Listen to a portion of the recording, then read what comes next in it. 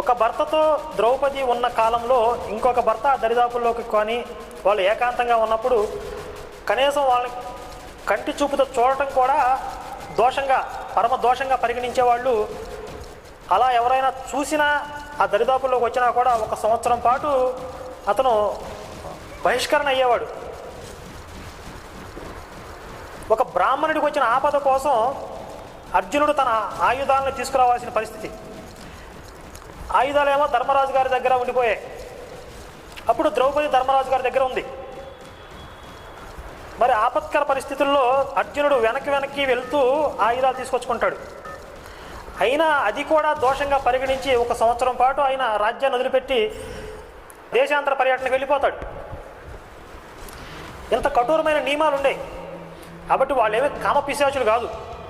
అది విధి లిఖితంగా నిర్ణయించబడిన ఒక విధి. దాన్ని